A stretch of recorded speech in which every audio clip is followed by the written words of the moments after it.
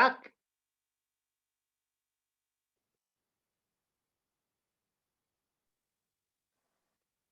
Jacques, on ne t'entend plus. oui, Jacques, il faut. Bon, c'est bon. Tu reprends, s'il te plaît. Donc, Oui, oui. parce que tu t'es coupé. On était en train de parler. Jacques, tu m'entends? Oui, oui, c'est bon. OK. Donc, on était en train de parler à propos des passions suicidaires et de l'ego. Oui, Et tu t'es coupé. Donc, tu parlais des identifications. Et je t'ai posé la question, est-ce que l'ego est la cause effective de la peur, par exemple, et tu étais en train d'expliquer. oui, c'est ça. Par exemple, il y a l'archétype de Kali. Elle danse nue sur le corps de Shiva et elle a des avant-bras coupés en guise de ceinture et un collier de têtes fraîchement coupées. Et donc, et on dit que les têtes qu'elle coupe ou les avant-bras qu'elle coupe, c'est les têtes et les avant-bras de l'ego. Voilà, hein, donc c'est une forme de colère.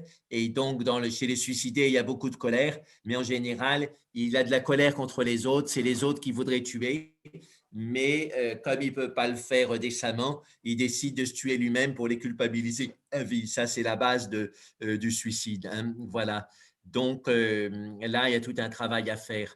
Alors, à propos donc aussi de faire son deuil, il y a des très bons livres. C'est de Christophe Fauré, qui est un psychiatre et qui est ouvert à la méditation. Et donc, il a écrit un livre sur le deuil qui a été repris, réédité récemment. Et donc, si on a un deuil, je conseille aux gens de lire ça parce qu'il explique beaucoup de choses pour comprendre les mécanismes du deuil. Voilà, et la base de la dépression, ce sont des deuils subtils qu'on ne veut pas réussir à faire. Et dans ce sens-là, j'avais parlé avec un moine, un jeune moine sri-lankais qui était médecin, donc il s'occupait de communautés monastiques là où il était. Et il me disait que les moines de Theravada qu'il avait vus, ils étaient très peu déprimés. Je lui ai demandé pourquoi. Ils m'ont dit parce que la base de la vie monastique, c'est de lâcher prise et on est déprimé quand il y a quelque chose qu'on ne veut pas lâcher. Et donc, ces moines, ils étaient très peu déprimés. Oui, mais donc là, tu peux t'expliquer un petit peu entre dépression et deuil et comment sortir du deuil en quelque sorte. Oui, c'est ça. Donc, en psychanalyse, on parle du travail du deuil. Donc, ce n'est pas simplement le deuil des êtres chers, mais c'est le deuil. Par exemple, on a perdu une position importante, on se retrouve dans un bureau avec une position secondaire. Ben, on ne veut pas faire le deuil de cette position importante et on tombe en dépression. Voilà, donc il y a tout un travail pour faire le deuil et c'est réussir à lâcher prise. Et donc, l'histoire de référence pour ça, Swami Vivekananda l'aimait bien. Et je pense que Tenzin Palmo la raconte aussi, on la raconte dans le zen, on la raconte dans le soufisme. C'est l'histoire du singe qui aimait les bananes ou les sucreries. Et un jour, il voit dans une grosse noix de coco très lourde des sucreries à l'intérieur avec un petit trou. Alors, il met la main pour prendre les sucreries, mais évidemment, quand il cherche à sortir la main, ça bloque. Et au fait, c'était un piège qui avait été fait par le chasseur de singes. À ce moment-là, le chasseur de singes s'approche. Le singe essaie de s'enfuir, mais il ne veut pas lâcher la sucrerie, donc il se prend les pieds dans la noix de coco, il est rattrapé par le chasseur de singes, et là, il est prisonnier. Et quand le chasseur de singes le prend par la peau du cou, il pense, d'accord, j'ai perdu la liberté, mais je n'ai pas perdu mes sucreries. Et à ce moment-là, le chasseur de singes lui donne un coup de bâton sur le nerf du cou, là où ça fait mal, et il doit lâcher par réflexe la sucrerie. Et il avait perdu à la fois la sucrerie et la liberté. Et quand j'ai raconté ça en psychothérapie à l'hôpital psychiatrique à des gens déprimés ou avec d'autres problèmes psychiatriques, ils se réveillaient vraiment parce qu'ils comprenaient que c'était leur histoire en fait. Car tu as parlé des identifications, l'ego qui amène à des identifications en tant que groupe, en tant que nation, souvent, en tant que. Quel, quel rôle ça Oui, a dans le comportement suicidaire ou la dépression? ben, Oui, des fois, les gens sont identifiés à un rôle glorieux et dominant de leur communauté. Et si la communauté a des revers, eh ben, ils ont tendance à se suicider parce qu'ils ne peuvent pas supporter à la place de se demander, de faire un examen de conscience en se disant pourquoi donc on a eu des revers et de chercher à corriger les choses, ils se suicident ou alors ils se mettent à devenir terroristes et à agresser les autres, à vouloir les tuer parce qu'ils attribuent tous les revers de leur communauté aux autres. Donc, c'est la réaction paranoïaque. Pour ça, l'exemple du Japon est intéressant parce qu'il y avait ceux qui ne pouvaient pas supporter la défaite en face des Américains qui se sont suicidés directement, mais les autres, ils ont compris qu'ils avaient fait des erreurs, ils se sont mis à travailler dur et ils ont remonté le Japon au niveau économique. Et maintenant, c'est de nouveau une grande nation malgré la défaite de 45. Voilà, donc ça donne même à l'intérieur des Japonais, il y en a qui ont mal réagi et d'autres qui ont bien réagi à la défaite. Et donc, c'est pareil pour la dépression, enfin, ou les problèmes de la vie. On peut réagir par la dépression, voire par le suicide, ou alors réagir en se remettant en question, en travaillant pour corriger les erreurs. Et là, on remonte la pente. J'ai l'exemple proche de quelqu'un que je connais bien, un jeune qui a eu une dépression parce que ça n'allait pas au boulot. Il avait fait Sciences Po international. Il était dans une boîte de développement durable, mais il y avait de la corruption dans cette boîte et des disputes, donc il déprimait. Et à la maman, il a pensé au suicide. Il était vraiment très mal. Et puis, bon, il a été, je l'ai vu à l'hôpital psychiatrique, je lui ai parlé de méditation, on a fait une première session de méditation. Je l'ai adressé à une infirmière qui faisait beaucoup de méditation, un psychiatre aussi ouvert à la méditation. Et donc, il s'est mis à méditer régulièrement. Il a décidé qu'il n'avait pas envie de faire du business toute sa vie, qu'il préférait être enseignant. Et donc, il a fait trois CAPES d'un coup, comme il avait fait Erasmus, donc il possédait bien l'anglais et l'allemand. Donc, il a eu le CAPES d'anglais et d'allemand. Et puis après, il a décidé d'histoire géo. Il a décidé de se spécialiser en histoire géo. Et 2 ans après son burn-out, sa dépression, il est sorti premier de toute la France à l'agrégation d'histoire-géographie.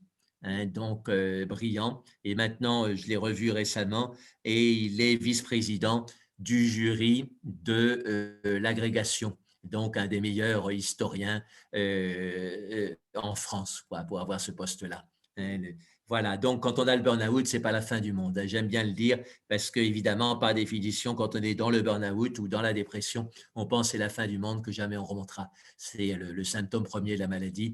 On se dit jamais j'en sortirai. Donc, je cite cet exemple pour dire qu'on peut rebondir. Mais ce qui s'est passé, c'est aussi qu'en plus de la méditation et bon, de psychothérapeutes qui connaissaient leur métier pour le faire évoluer, il y a eu aussi le soutien de sa famille dans son genre professionnel et puis se relier à ce à quoi il aspirait profondément. Donc, il aspirait à des relations humaines. Il aimait bien l'idée de former des jeunes à la vie en tant que professeur. Et donc, il a compris que c'était ça qui le bottait. Il était jeune père de famille aussi, donc pour lui, l'éducation était une valeur fondamentale. Et donc, il a réussi à mélanger tout ça à des débouchés professionnels. Et là, il a trouvé sa voie. Donc, c'est important. Et des fois, donc, un burn-out, ça peut être une invitation à un changement de voie. Et si on écoute cette invitation, puis qu'on a les pieds sur terre, qu'on est travailleur, à ce moment-là, on réussit sa reconversion professionnelle et ça peut très bien marcher de nouveau. Jacques, du point de vue anatomique et physiologique, est-ce qu'il y a des centres cérébraux particulièrement concernés par la dépression? Alors, on en a déjà parlé de deux, hein, les deux centres préfrontaux, le centre qui permet de décider d'être heureux et le centre qui permet de maintenir cette décision. Ils sont l'un à côté de l'autre. Le cortex préfrontal, c'est le centre de la décision. Et donc, il y a un cordon de substance blanche qui relie ces centres au nucleus accumbens. C'est plus dans le cerveau profond animal.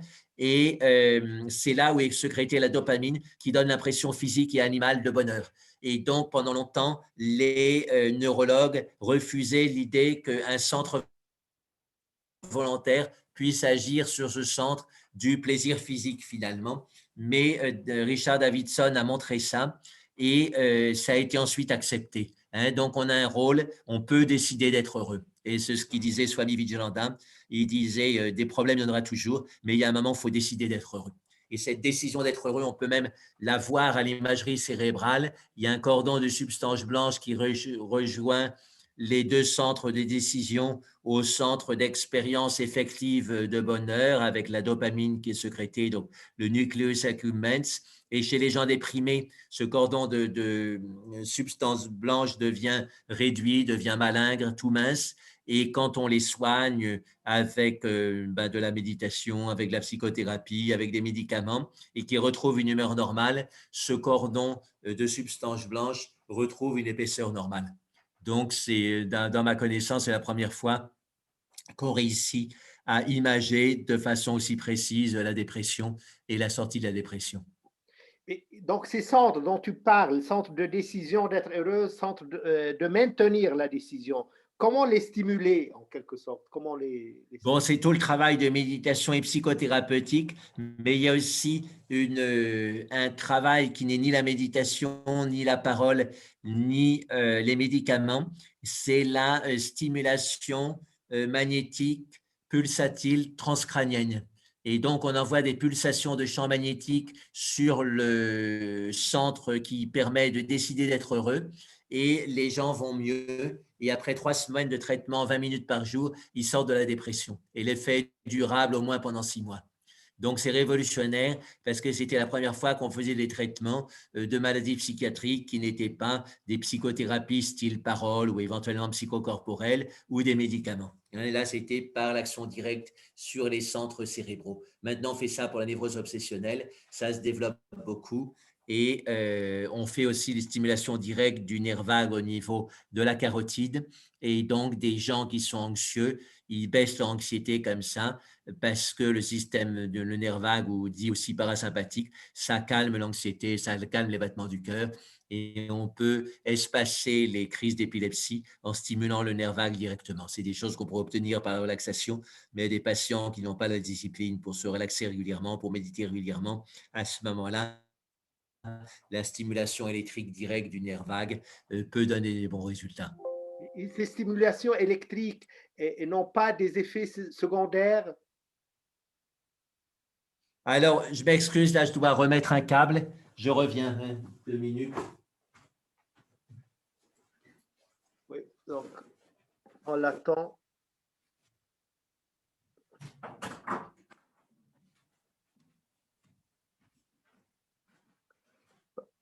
On va attendre notre cher professeur pendant 1 ou 2 minutes, selon ce qu'il a dit.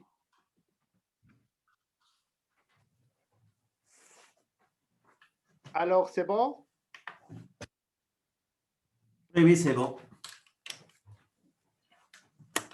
Voilà, oui, j'avais changé de chambre et j'avais oublié mon câble. Ouais. Voilà. Donc, ma question était, ce genre de stimulation électrique n'ont pas des effets secondaires ou bien même ne peuvent pas détériorer des endroits? Alors non, il ne faut pas confondre ça avec l'électrostimulation dans les cas, donc l'électrothérapie, dans les cas de dépression profonde, qui agit sur tout un hémisphère. Donc ça, c'est un peu risqué parce que ça fait, quand on les fait trop souvent, un épaississement cérébral.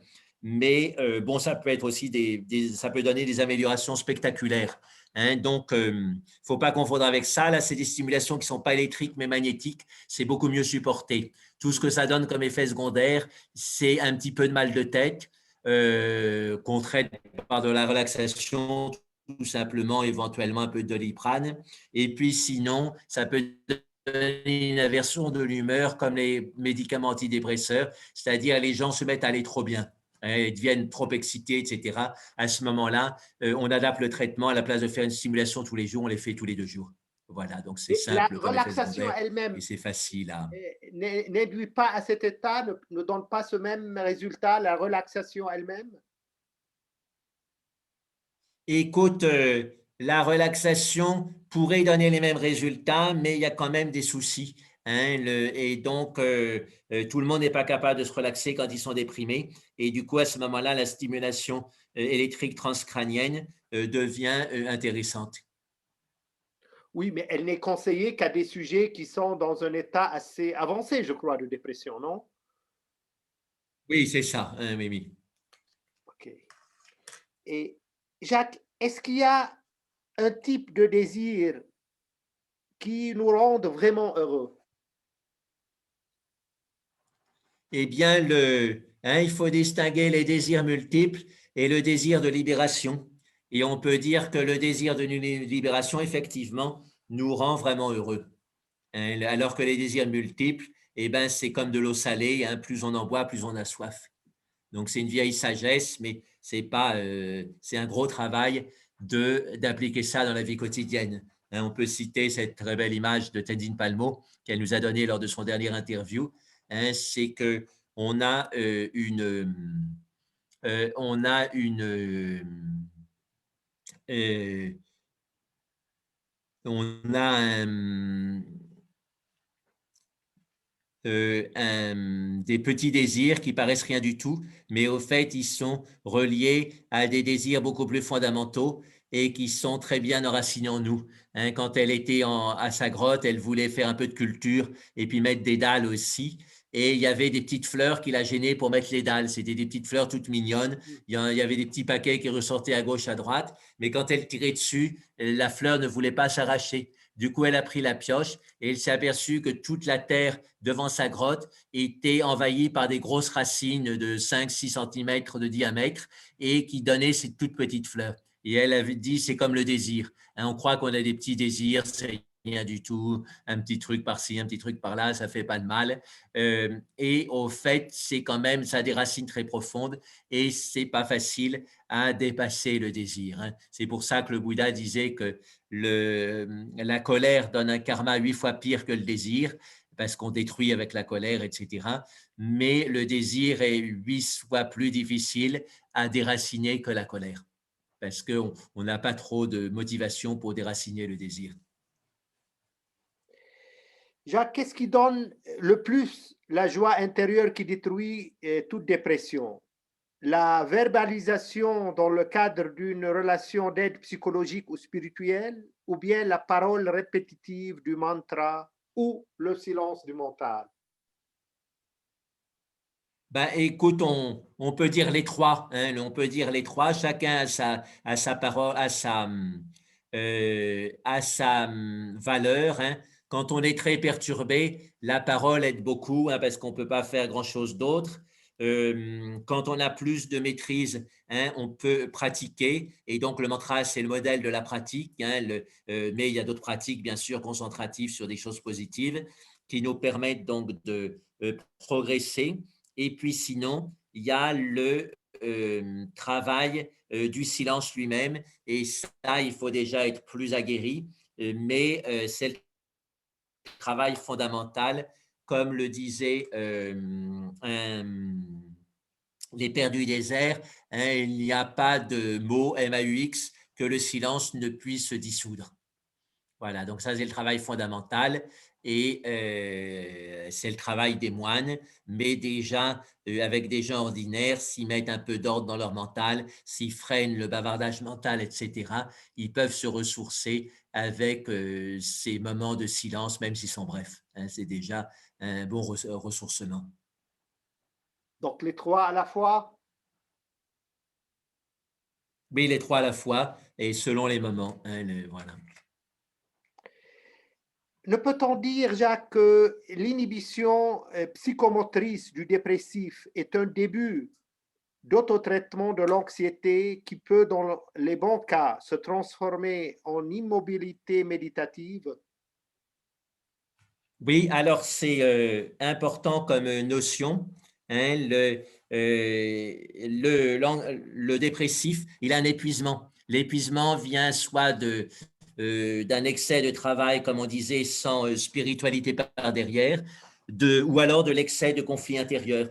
Et un conflit intérieur, donc, ça paralyse, parce que toute l'énergie est prise par essayer de résoudre ce conflit intérieur. Et donc, c'est très important de pouvoir sortir de cette paralysie, mais déjà de se reposer du conflit intérieur.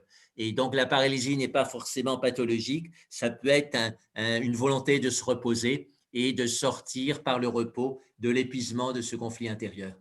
Donc, elle a son importance et c'est pour ça, voilà, que revenir à un ralentissement du mental par la dépression, un apaisement du mental, ça aide beaucoup à sortir de la dépression. C'est comme si on donnait au mental ce qu'il voulait par la méditation, par exemple. Sinon, ben, il se venge et il le prend de force en donnant l'inhibition psychomotrice de la dépression.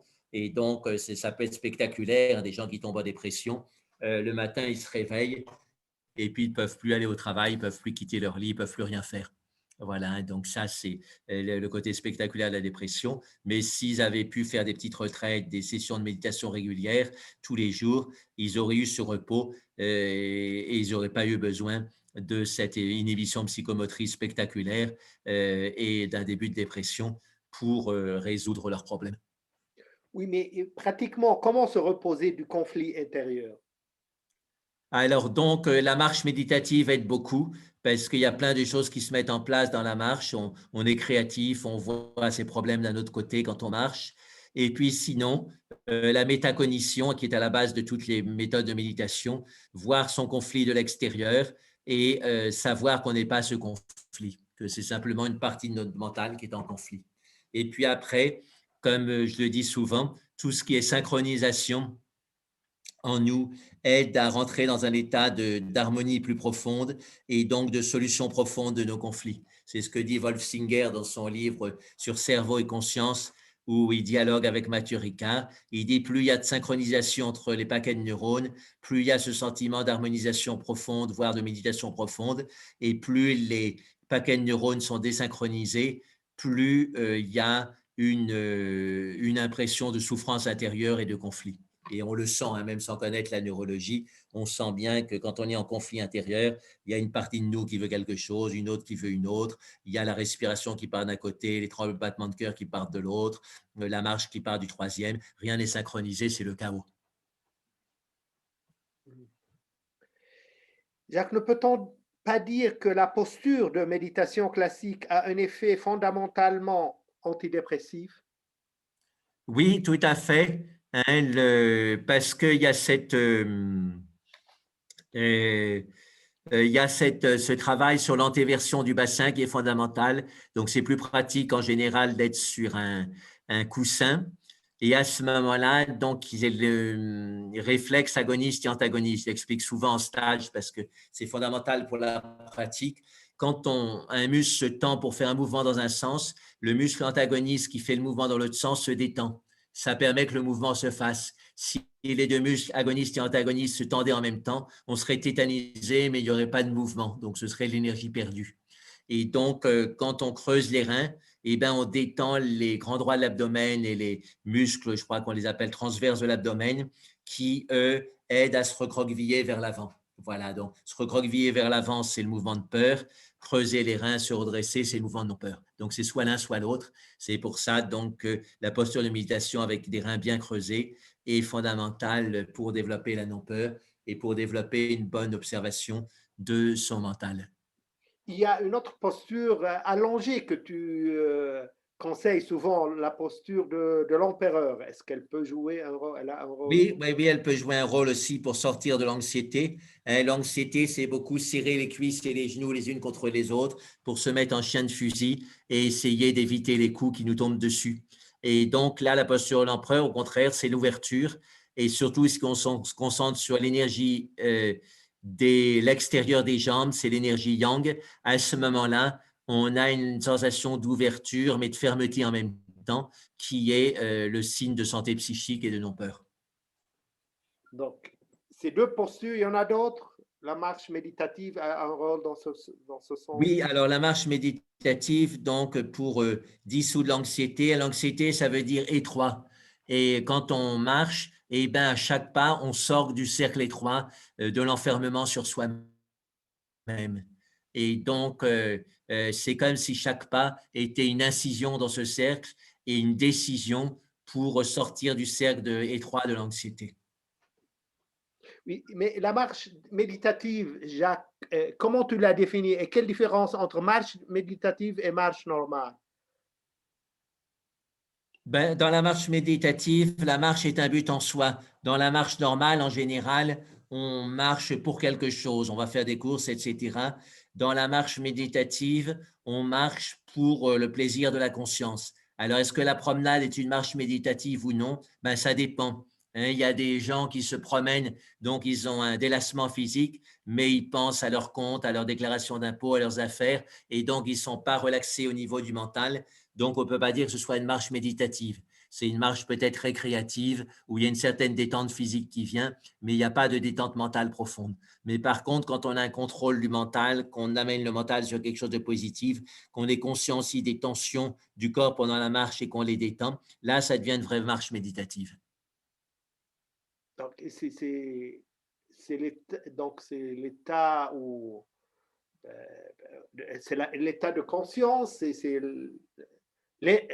c'est le retour à l'émotion. l'ici et maintenant. Un Thich Nhat Hanh qui a beaucoup propagé la marche méditative en Occident a une forme très simple. Quand on marche, on dit l'ici revient aux mains tenant. Donc, on va faire ça sur 4 pas. L'ici, pied droit, revient, pied gauche, aux mains, pied droit, maintenant, pied gauche. Et comme ça, donc, c'est la marche qu'on danse à la fois l'ici et le maintenant.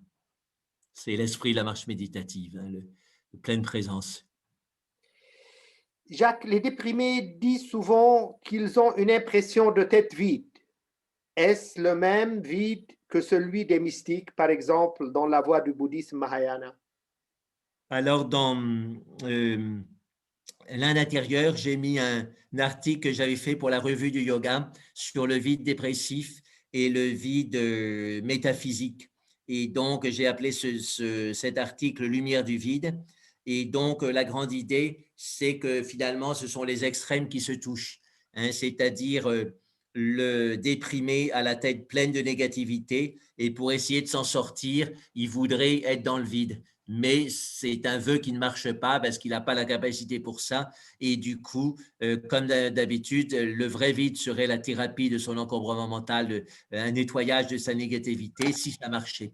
Et donc, c'est un symptôme qui est un peu comme une coquille vide, une tentative d'autothérapie. Mais quand on fait correctement la méditation, à ce moment-là, le vide intérieur devient fonctionnel, on se désencombre de plein de tensions physiques, de plein de négativité psychique, et à ce moment-là, c'est un vide libérateur, c'est un vide lumineux, et ce n'est pas un vide terne et morne comme l'est le vide dépressif.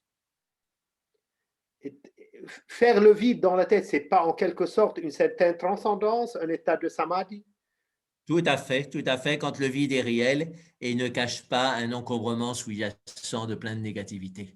Mais ce que les déprimés sentent, donc, c'est quoi quand ils disent j'ai la tête vide? Ben, d'un côté, ils voudraient que le vide puisse dégager toute leur négativité, donc ils aspirent en fait à avoir la tête vide, mais ça marche pas bien. Ils croient même peut-être à un certain moment avoir la tête vide, mais c'est superficiel et derrière, il y a tout l'encombrement, la négativité qui ressort et c'est pour ça qu'ils sont déprimés. S'ils avaient la tête réellement vide, le mental réellement vide, ils seraient des sages et ils ne seraient pas des déprimés. Donc, c'est un faux vide en quelque sorte, ou un début de vide, un début d'autothérapie, mais qui ne fonctionne pas parce qu'ils n'ont pas la concentration suffisante, ils n'ont pas la motivation suffisante, ils n'ont pas le savoir-faire suffisant, ils n'ont pas la guidance suffisante pour que ça marche. Donc, une fausse sensation du vide, en quelque sorte. On peut dire ça en bref, oui, oui. Bah, entendu, moi, j'ai terminé mes questions, donc, et là, je laisse le temps et l'occasion, l'opportunité aux gens, s'ils veulent poser des questions, les gens qui sont ici présents, c'est le moment de les poser.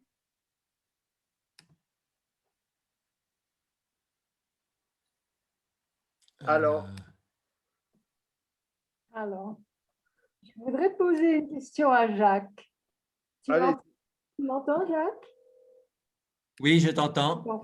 Alors, je voudrais savoir comment tu interprètes une façon que j'ai de faire qui ne me gêne pas du tout, mais qui pourrait peut-être s'assimiler à une légère anxiété. Je n'en suis pas sûre. Par exemple, quand j'ai une question à décider, quelque chose d'important, une décision à prendre, je prends l'avis de toujours de plusieurs personnes. Je demande à l'un, je demande à l'autre, je demande. Ensuite, tous ces avis-là, je les réunis en un et je prends la quintessence de ce que je crois me correspond.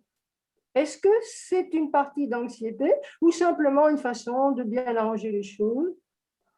Ben, écoute, ça dépend, ça peut être une prudence. Il y a des moments, je pense, où les décisions à prendre sont claires, on n'a pas besoin de demander aux gens. Mais même quand on demande aux gens, de toute façon, la décision reste à soi-même.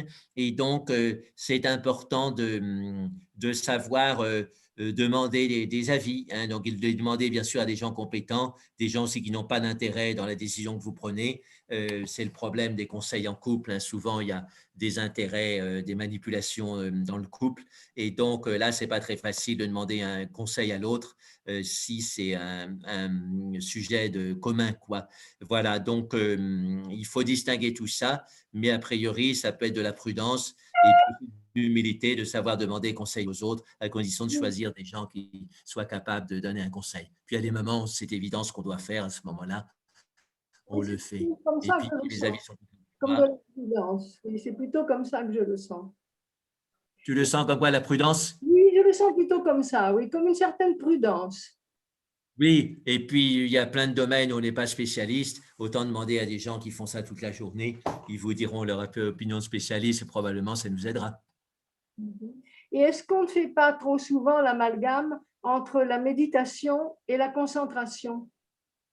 Oui, alors au fait, les deux sont bien, hein. La concentration sur quelque chose de positif, c'est une moitié de la méditation et l'autre moitié de la méditation, c'est la concentration sur le fait qu'on est l'observateur détaché de ce qu'on observe. Voilà, donc les deux sont complètement complémentaires. Est-ce que tu as le titre du livre de Christophe Fauré? Je crois qu'il y en a un, c'est le deuil, enfin, ça comprend le mot le deuil, et puis il a dû en faire ensuite un autre. Je crois qu'il a fait un livre spécial sur le deuil après le suicide ou sur le suicide, hein, voilà. Oui, oui, il est très bien. Ça vaut le coup de le lire, très humain. Et je ne savais pas, mais au fait, il est assez impliqué dans la méditation. Et je ne pense pas que ce soit uniquement pleine conscience, il doit bien connaître la pleine conscience, mais il a ses méditations à lui. Enfin, voilà. Mais en fin de compte, l'anxiété, c'est comme un puzzle. On a toutes les pièces, mais ce n'est pas dans le bon sens. Alors, on peut dire ça, oui, oui, on sent qu'il y a quelque chose qui ne va pas. Et quand on réussit à mettre tout ensemble, à ce moment-là, ça va. Je pense à Jean en ce moment. Dans Oui, il avait tout, mais c'était dispatché de façon incohérente parfois. oui, hein, il y a une histoire soufie qui est intéressante.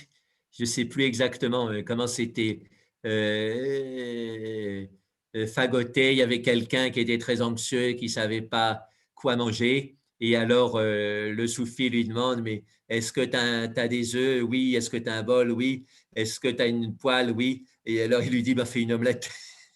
Voilà, donc c'est symbolique, hein, mais souvent on a tout ce qu'il faut, mais on ne pense pas à le réunir et du coup on crève de faim.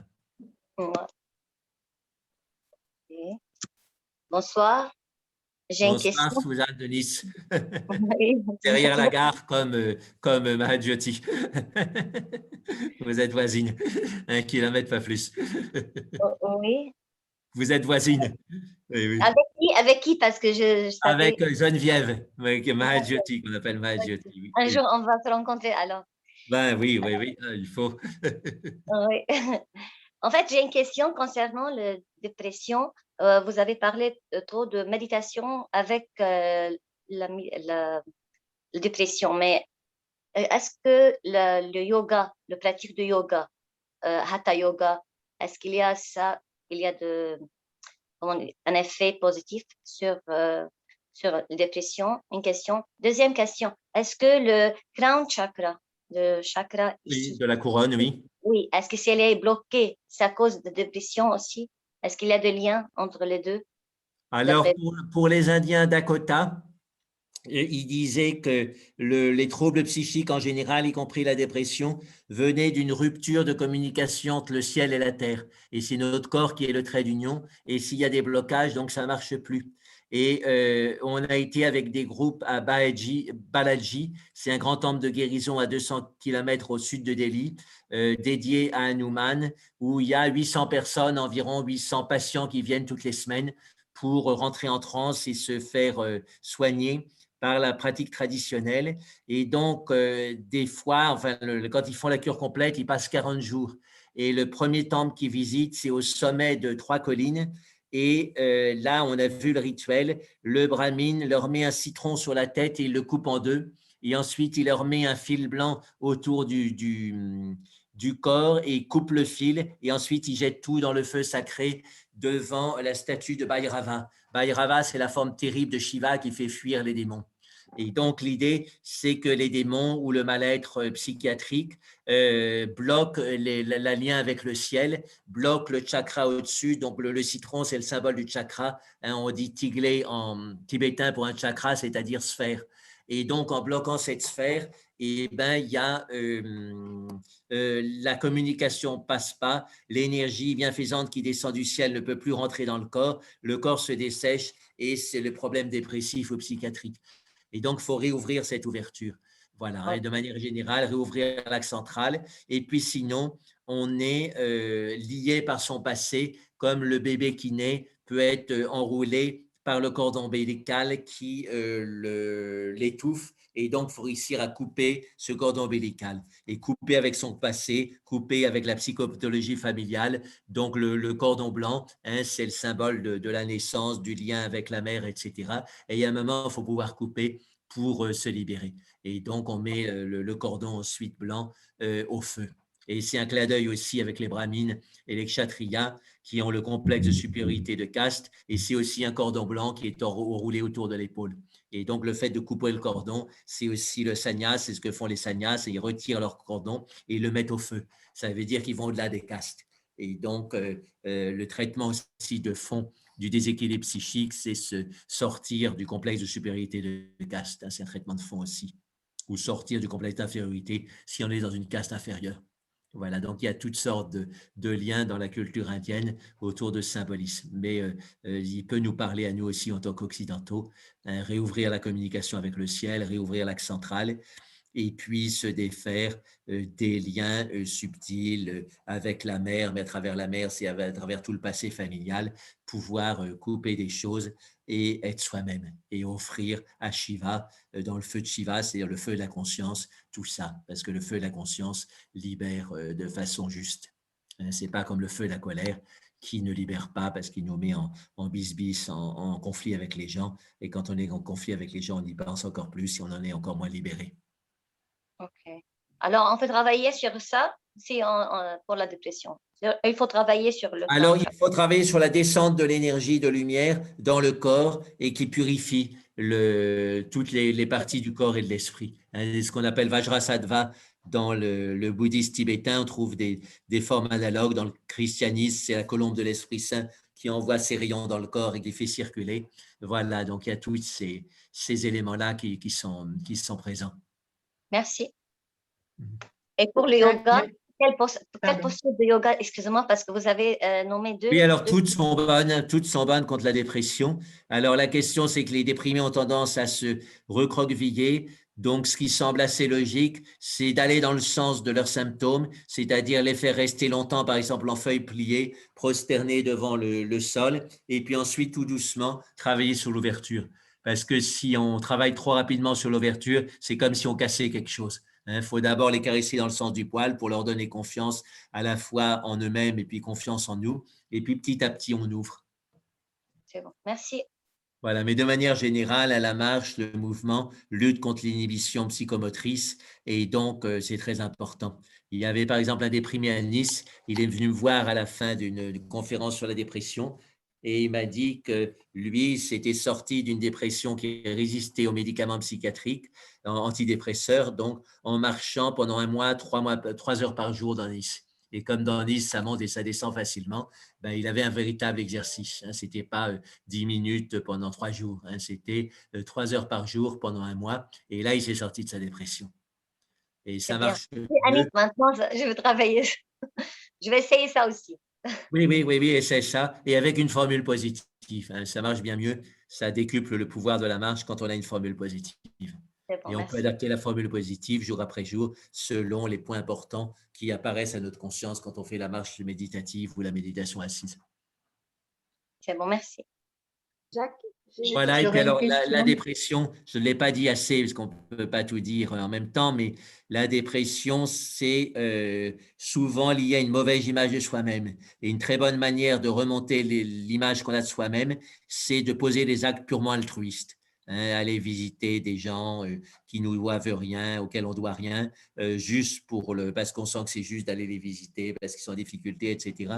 Être capable de poser des actes purement altruistes, même s'il n'y en a qu'un par semaine, ça remonte la bonne image qu'on a de soi et ça permet de sortir de la dépression fondamentalement. Donc, l'altruisme est beaucoup lié à la dépression. Quelqu'un qui est déprimé, il se sent inutile vis-à-vis des autres, vis-à-vis de soi-même. Hein, je connaissais une personne très déprimée, même un mélange de psychose et de dépression, et elle répétait régulièrement « j'ai pas ma place », hein, c'était son refrain. Hein, elle sentait qu'elle n'avait pas sa place, partout on la rejetait, partout elle était inutile, etc. Et il y a de quoi être déprimé. Alors, en plus, elle, c'était lié à la psychose aussi. Mais quand les deux sont mélangés, ben, ça va mal. Jacques, j'aurais une question sur la différence ou la nuance qu'il y a entre anxiété, dépression et angoisse, et comment qu'est-ce qui se manifeste dans la région du Oui, cœur? ben, dans les trois, il y a les trois tests. Hein, anxiété, angoisse, donc je vous l'ai dit souvent, ça vient de angustus qui veut dire étroit. Et qu'est-ce qui se passe quand on déprime un ballon? Eh ben, le ballon devient tout petit. Hein, il était gros quand il était plein et dynamique, mais quand on le déprime, il devient tout petit. Donc, à chaque fois, comme on dit, ça se rétrécit comme une peau de chagrin. Hein, l'expression est bien typique de la dépression et de l'anxiété aussi. C'est un rétrécissement. Et donc, tout ce qui marche vers l'anxiété aide à sortir de ce rétrécissement. Donc, ça peut être la posture du corps, ça peut être la respiration, ça peut être la conscience, ça peut être le chant qui augmente notre sphère sonore. Hein. Tout ça, c'est des expansions de conscience et ça aide pour sortir de la dépression. Les moines aussi peuvent avoir des obstacles de dépression et donc ils reviennent constamment au chant choral, au chant du cœur. Hein, et dans ce chant, ben, ils évoquent la joie. Hein. Cantate Domino, Canticum Novum, comme on dit en grégorien, chanter au Seigneur un chant nouveau, ça fait sortir de la dépression. Et l'effet de cœur aussi aide à faire tomber la barrière entre soi et les autres, alors que la dépression et les troubles psychiatriques en général, au contraire, ça nous emmure en nous-mêmes. Donc il faut se démurer. D'accord. Donc, Oui. en fait, l'angoisse et l'anxiété ont les mêmes fonctionnements de rétrécissement. Oui, c'est ça, tout à fait. D'accord. Merci, merci. Christine. Oui, Florence. Bonjour à tous. Oui. Bonjour. Deux questions. D'abord, une première question, est-ce que tu conseilles d'intégrer, j'ai ce problème, d'intégrer dans une séance de yoga une personne dépressive qui a fait plusieurs séjours en hôpital psy et qui a fait une tentative de suicide, je crois, il n'y a pas longtemps. Est-ce que tu conseilles de l'intégrer dans un groupe pour une pratique de hatha yoga ou est-ce que ça serait mieux d'apprendre individuellement? Ben, je crois que les deux ont leur valeur, donc tu peux proposer les deux. Hein, le travail individuel, ça permet de bien le questionner sur son vécu, comment est-ce qu'il ressent les pratiques de yoga. Et le travail de groupe, ben, même sans aucune explication, ça lui montre qu'il est normal et que tout le monde a du mal à faire les postures de yoga, tout le monde a du mal à se concentrer. Donc, à la base, il est comme les autres. Et parce que si on le maintient trop en individuel, il se dira, je suis un cas très grave, un cas spécial, etc. Et ça fera une question négative. Donc, c'est bien d'avoir les deux. D'accord. Je vais lui conseiller de faire de la marche. La marche aussi, c'est bien. Et voilà, oui, la marche, c'est très bien.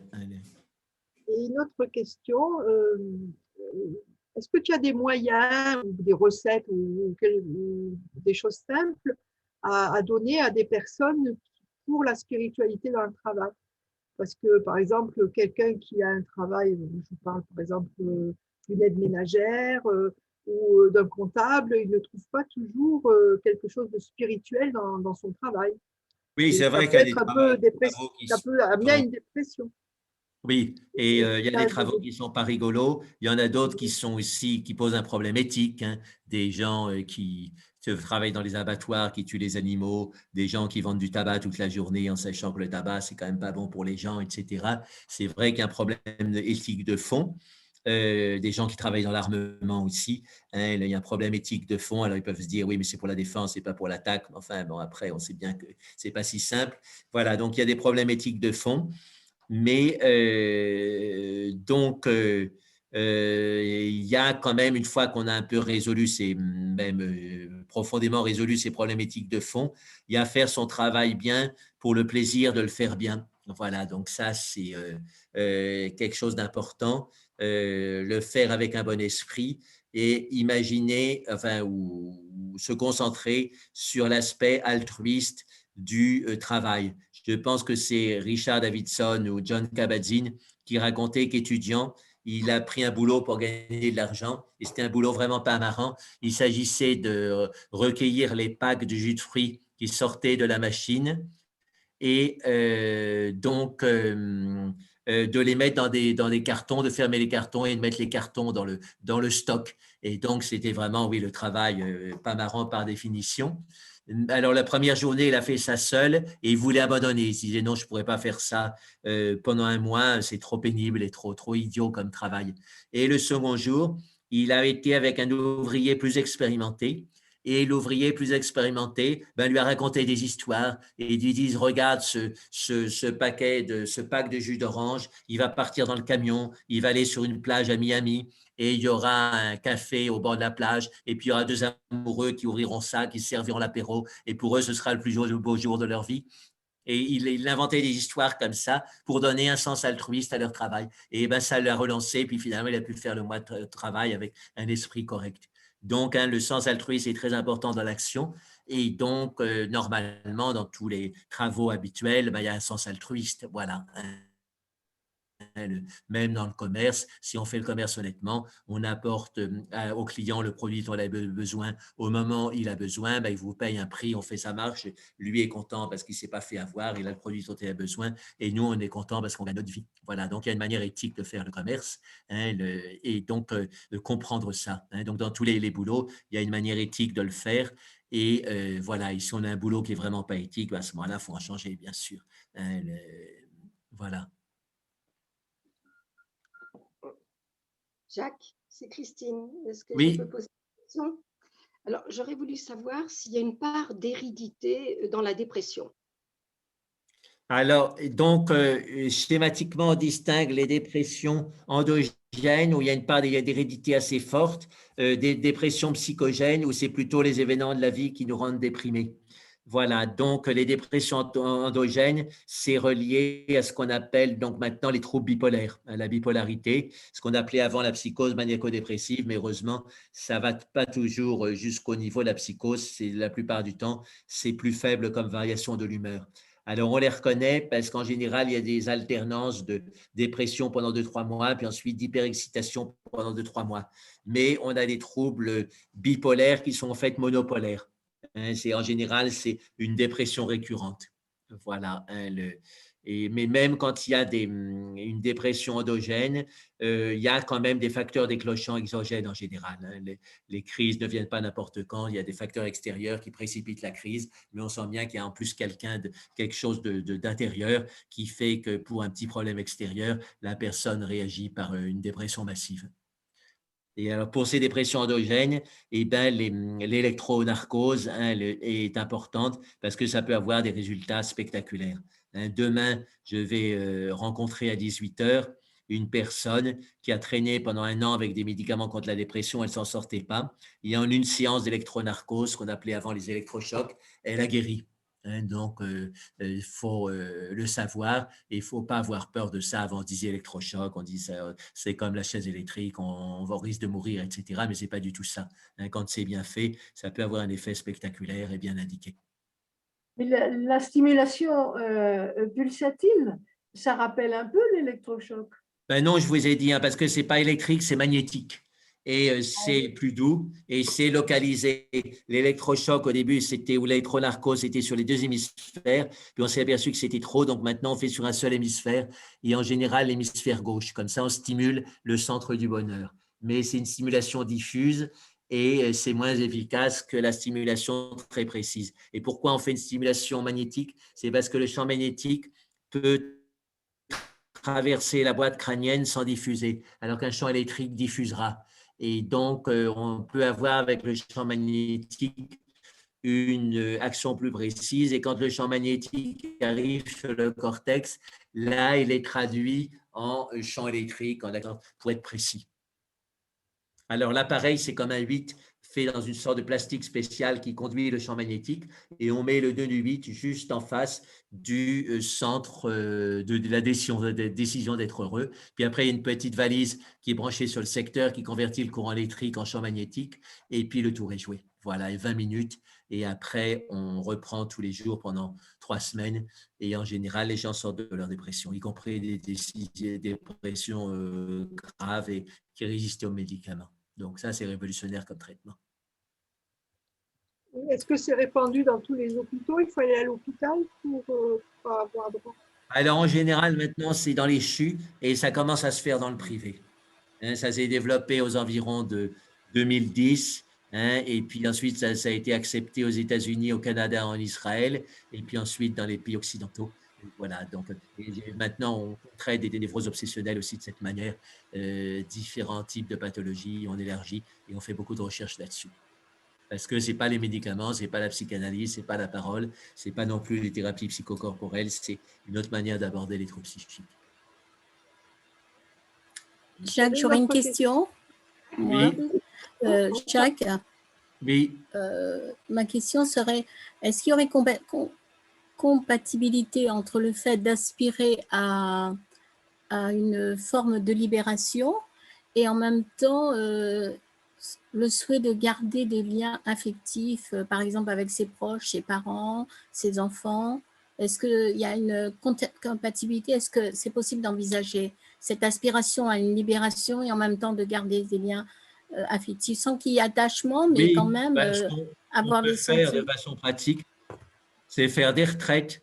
Donc, on garde ses liens familiaux, mais on leur dit, voilà, je ne suis pas non plus votre esclave. Et donc, on part en retraite, voilà, pendant quelques jours, quelques semaines. Et puis, c'est bon pour eux aussi, les enfants, ils apprennent à se développer sur leur maman, etc. Donc, ce n'est pas incompatible. Et ce que disait Swami Vivekananda très clairement, parce que 95% des gens qui venaient le voir avaient une vie de famille, vivaient dans le monde, il disait le vrai détachement, c'est le détachement intérieur. Voilà, donc ce n'est pas parce qu'on est dans le monde qu'on n'a pas à travailler le détachement. Et puis, il y a les circonstances extérieures qui font qu'on doit se détacher. On aime ses enfants, mais ils partent à l'autre bout du monde si on trouve un boulot là-bas ou pour les études. On aime un conjoint, mais il vous plaque pour une autre, ou alors il meurt, etc. Des détachements, il y a toujours à en faire, même dans la vie de famille. D'accord. Donc, c'est un certain détachement intérieur qu'il faut donc nourrir en soi pour tendre vers la libération, mais tout en restant, ne pas être dans l'indifférence à ses proches, mais être dans le non-attachement. On assume ses responsabilités, mais en même temps, on n'a pas l'attachement habituel. Et le paradoxe, c'est que quand on a un détachement intérieur dans les relations humaines fonctionnent bien mieux. Oui, c'est ça. L'huile dans les rouages, comme on dit. Alors, je dis ça évidemment aux mamans. Les mamans disent, mais tu ne sais pas ce que c'est qu'être maman, etc. Je parlais avec une psychothérapeute qui a exercé pendant 40 ans. Donc, elle faisait travailler ses patients sur le détachement. Ça revenait tous les jours dans sa thérapie. Pour les autres, mais pour elle, elle dit, quand je vois mon fils ou mes fils qu'elle avait, les 2 fils qui prennent leur moto, j'ai toujours l'impression, enfin la peur qu'ils se tuent en route, ce qui n'est pas forcément faux parce qu'effectivement les jeunes se tuent assez souvent en moto. Voilà, mais elle avait beau avoir fait 45 ans de thérapie pour les autres, elle avait toujours cette peur au trip que ses enfants se tuent en moto. Mais c'est vrai ça, Jacques. C'est juste ce qu'elle dit. Quand on ne sait pas ce que c'est d'être maman, on pense que le détachement c'est facile, c'est aisé. Mais en fait, c'est pas facile du tout, quoi. Moi, j'ai énormément de peur par rapport à mon fils. Tu en sais quelque chose. Et c'est vrai qu'elle a raison de dire ça. Tu sais pas ce que c'est d'être maman. Donc, mais il y a quand même des moniales qui ont été mamans puis qui ensuite sont devenues moniales. Voilà, donc elles savent ce que c'est. Elles se sont détachées quand même. Voilà. Ouais. Mais ça, c'est quand L'enfant est devenu, a pu se responsabiliser et devient un vrai Oui. adulte. C'est sûr, hein, oui. D'accord. Après, Merci. tu vis dans la peur continuellement dans ces cas-là. Donc, au bout d'un moment, il faut pouvoir se détacher. Sinon, Oui, oui. de toute façon, qu'on ait peur que ça arrive ou qu'on n'ait pas peur que ça arrive, la chose peut tout à fait arriver. Oui, et alors les gens aussi, il y a une erreur cognitive. On pense que c'est parce qu'on est dans l'anxiété vis-à-vis de quelqu'un qu'on l'aime bien. Mais au fait, c'est l'inverse, hein. L'anxiété, c'est un réflexe et au fait, ça l'étouffe. Il sent qu'on est anxieux à son sujet et ça l'étouffe en fait. Donc, c'est un acte d'amour vis-à-vis de l'enfant, de lâcher prise et de laisser tomber l'anxiété. C'est bien mon c'est cas, un Jacques. travail. Pardon? C'est totalement mon cas, Jacques. Oui. J'ai constamment l'anxiété pour Ronald et il étouffe, il en peut plus, il me dit, tu me lâches les baskets?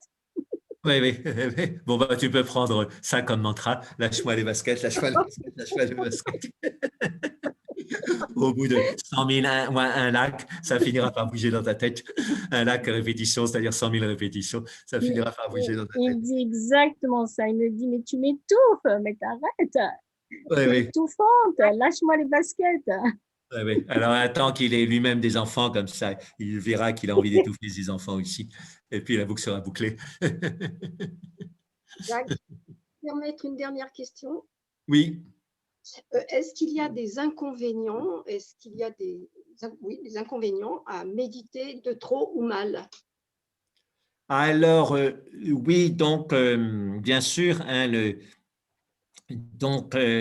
méditer de trop, ben, c'est le cas de ces stages de méditation intensive où les gens pètent les plombs ou sont totalement bloqués parce qu'ils ont trop de souffrances qui remontent en même temps. Donc, il faut être prudent autour de ça. Et méditer mal, ben, quelque part, tous on médite mal, mais il y a des gens qui méditent très mal et c'est pour ça que c'est important d'être suivi, de pouvoir poser ces questions, avoir des réponses. Et pour ça, il n'y a pas besoin de grand génie. Des gens qui ont une certaine expérience de méditation, qui s'inscrivent en plus dans une ligne traditionnelle, ça aide beaucoup. Ils peuvent donner des conseils de base qui aident à pas perdre de temps. Et donc, l'idéal, c'est l'alternance. Je cite souvent cette expérience, cette observation de psychologie cognitive où on dit que dans n'importe quel secteur, si on donne les instructions de base, les gens progressent pendant 50 heures et puis après, ils plafonnent. Et donc, c'est là qu'ils ont besoin de coachs ou de gens qui connaissent mieux pour les débloquer puis les faire progresser de nouveau. Et en méditation, c'est pareil. On peut avoir des instructions très simples, les pratiquer avec succès pendant 50 heures environ. Et puis, au bout de 50 heures, ben, ça deviendra répétitif. On prendra les mauvaises habitudes, comme en piano, on prend des mauvaises habitudes si on est mal guidé. Et donc, là, c'est bien d'avoir un stage de remise à niveau. Et là, on progresse. Merci. Oui, Florence, tu avais quelque chose à dire ou je ne sais plus. J'avais une question toujours sur la dépression. Est-ce que la fatigue, c'est un signe de dépression, des fatigues chroniques? Pas forcément, hein, pas forcément. Il peut y avoir une fatigue de cause physique quand on a de l'inflammation, une mauvaise digestion. Il y a toutes sortes de causes de fatigue chronique. Mais à ce moment-là, effectivement, on interprète ça comme un état de tristesse, quoi. Mais ça peut être le corps qui provoque une fatigue et à partir de là, une tristesse vient. Donc, c'est le rôle du médecin, du psychiatre de démêler quel est le primum movens. Est-ce que c'est une cause physique ou est-ce que c'est une cause psychique? Mais c'est vrai qu'un conflit intérieur, oui, ça peut donner une fatigue chronique parce que c'est épuisant d'être en conflit avec soi-même. Bon, je crois, c'est le moment de finir. On est là depuis 2h30 à peu près. Très bien. Merci à toi et à Louis. C'est fascinant. Très bien. C'est fascinant. Merci. Voilà. Et puis, même si on n'est pas très nombreux, donc maintenant, ces sessions passent régulièrement sur YouTube et donc ensuite deviennent plus accessibles même que sur mon site, que dans mon site, c'est un peu confidentiel. Il faut arriver au site, il faut trouver l'endroit des enregistrements. Mais là, avec ce système de YouTube, c'est accessible directement pour le grand public. Donc, c'est important de faire ça. Et puis, vos questions sont importantes parce que c'est des questions que tout le monde se pose. Et donc, le grand public aussi s'y reconnaîtra. Ça permettra, c'est plus vivant aussi. Tu vas devenir influenceur, Jacques. Oui, et ça va être la corruption et puis je vais tout laisser. et partir vivre sur une île sur les cocotiers. Mais Nathalie a bien relié sur ton ancien site. Elle a bien relié avec Louis. Elle a fait un lien, ça passe direct de l'un à l'autre, c'est parfait. Très bien, oui, oui, ça aussi. Je pense qu'Alexia va le faire aussi. Oui, oui, oui, oui, c'est assez précieux parce que comme ça fait, c'est le bon usage du net en relation. En une seconde, c'est fait. Oui, oui, très bien. Bon, ben, merci aussi à toi, Madjoti, pour avoir fait le lien. Des liens qui font Thibaut, c'est intéressant pour toi, le travail spirituel. Quand tu parles de la peinture qui ne te plaît pas, là. Tu n'aimes pas, tu n'as pas envie de faire de la peinture. Tu dis que tu n'as pas envie de faire de la peinture. C'est un peu intéressant ce que Jacques a dit sur le travail spirituel. Oui, mais je suis en train de revenir vers le sport. Après, oui, oui, tu as raison, c'est vrai ça. Non, parce qu'elle me parle d'un métier que je n'ai pas aimé, que j'avais essayé, si tu veux. Oui. Et elle dit, on parlait de la spiritualité dans le travail. Mais j'y ai pensé, oui, bien sûr. Mais autant, quand on a le choix, autant faire ce qu'on aime un peu plus quand même, je pense. Oui, c'est du bon sens. Oui. Allez, Jaïma. Donc, mercredi, pour ceux qui veulent, hein, toujours avec Louis. Le sujet de mercredi, on a dit, c'est le mariage intérieur. Ouais, ouais. Voilà. Parce que je fais 4 jours sur le mariage intérieur avec l'association Assise près de Pontoise. Et le sujet prochain aussi, le lundi prochain, on parlera aussi ça sera une interview sur le mariage. Oui, c'est ça. Et le week-end aussi, comme j'ai ces 4 jours, donc ce sera aussi 2 heures sur le mariage intérieur. Donc là, comme j'ai un groupe, les 4 jours du groupe, on rentrera dans le détail samedi soir et dimanche matin. On fera des choses bien précises sur le mariage intérieur, peut-être qu'on n'a jamais fait en groupe. C'est sur Zoom ou bien un stage présentiel ou distanciel? Ben, on fera les deux. Hein. Ce sera présentiel, mais on ouvrira samedi de 18h à 20h et dimanche de 10h à 12h. Enfin, par contre, de 17h30 à 19h30 samedi. Donc là, on avance d'une demi-heure et ça va être avancé pour tous les samedis à l'avenir, horaire d'été en quelque sorte. Et puis le dimanche, 10h, 12h comme d'habitude, on fera à la fois présentiel et distanciel. OK, donc à mercredi après-demain. Voilà. Au revoir à tous et à toutes. Mercredi.